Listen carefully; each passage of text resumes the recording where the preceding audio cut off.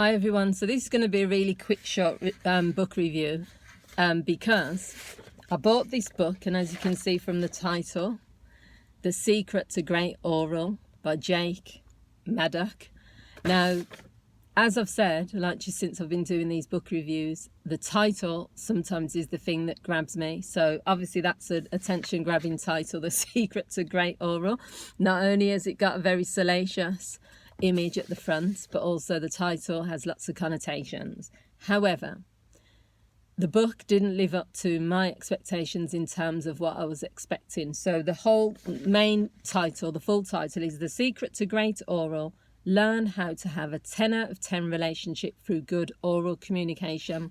So Jake Maddock, Jake Maddock, it says he is the founder of Maddock Coaching. He's coached thousands of people from around the world into achieving 10 out of 10 relationships. He spent years developing the recipe for an amazing relationship. Now, something that I'm very aware of throughout this book is that he keeps talking about 10 out of 10 relationship. So when people hear the term 10 out of 10, they're thinking perfection. They're thinking 100%.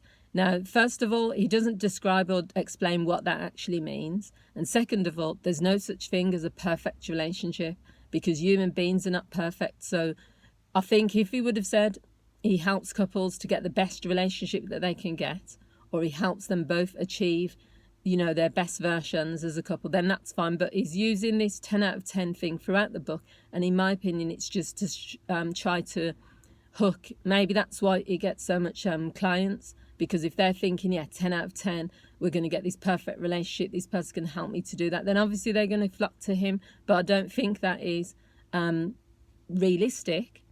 And I also don't think he's described or proven how he does that. So that's one thing. The second thing is, I gave the book 6 out of 10.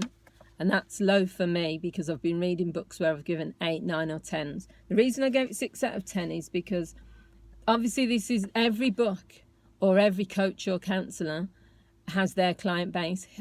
I wouldn't go to him as a coach, and he probably wouldn't be looking at me as one of his potential clients. You can tell it's more geared towards male clients. It's geared towards someone who likes that very aggressive, very direct approach. That's just my opinion. So he talks about toxic masculinity. So he says he doesn't believe in the term toxic masculinity, because if a man is a bully, violent or involved in domestic violence or anything similar, he isn't being masculine. Every single man strives to be a strong, confident alpha male. Every single woman should strive to be a beautiful, feminine, sweet and caring lady. So he talks about, he says that he's a tough talking coach. He has a style that not everyone's going to like. I had mixed feelings about this book. There's parts of it that were really good. The parts about communication, the 5 pillars of communication.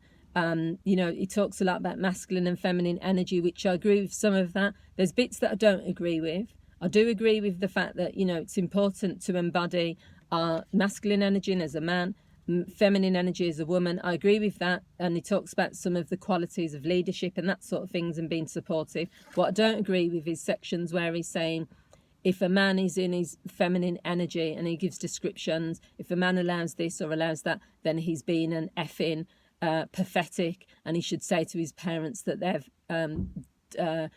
they have done him an injustice. And he uses stronger language than that. But it's basically all of this. He's trying to say he doesn't agree with toxic masculinity, but then and talks about alpha males and things. But then he's got that. You can tell he's one of those coaches that probably coaches a room full of men, and they're all like cheering and jeering, and he's just throwing out things that will get the crowd's attention. Same as with the book title, but it doesn't give as much substance, because you can say that, it's important for people to stay in their feminine energy and their masculine energy. But then for him to say that you are effing pathetic and you won't be attractive to a woman if you show any signs of feminine energy.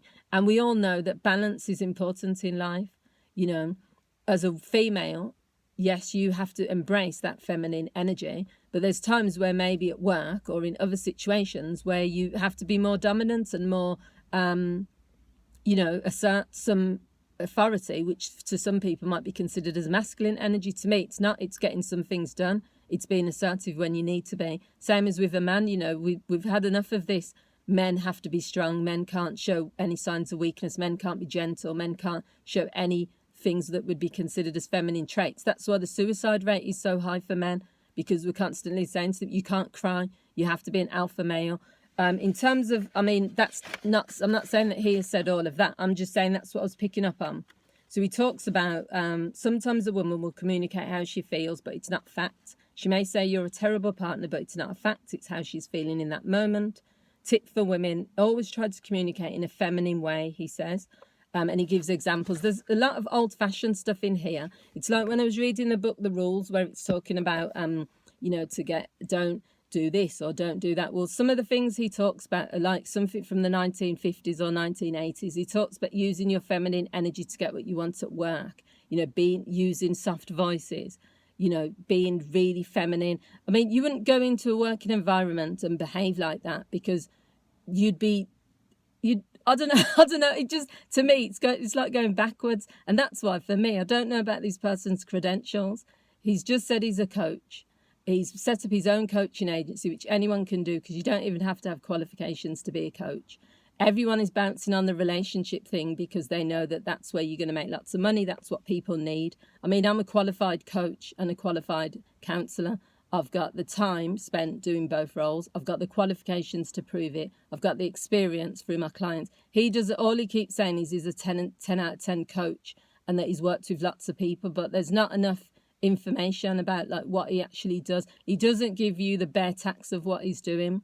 So when I read a book, I need to understand, okay, like when I read the book, Why Has No One Told Me This Before, by Dr. Julie Smith, I felt every word she was saying. I said to myself, this is the type of psychologist I would go to see, because you felt like you could relate to her. Now, I'm not going to criticize this book to the extent of it's just my opinion.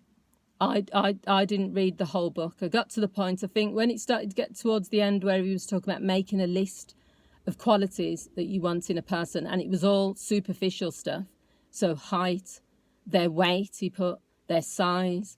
There was no personal qualities in there. And then he said, make a long list, the detailed list. And then he started copying other people when they say this thing, be the person you want to attract and you manifest it and stuff. But why is there no character things on there?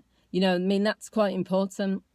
Shouldn't you be, and lots of people will say, if you're looking at attracting someone, it should be about how they're going to make you feel, or you should be looking at like characters and how will they fit in with your lifestyle and stuff, compatibility, values. He didn't have any of that. It was just write a list of height, size, looks. So there's a few things which just made me question, where did he get his coaching qualification? But also, obviously, I'm not his client base anyway, but I just know a bit dodgy.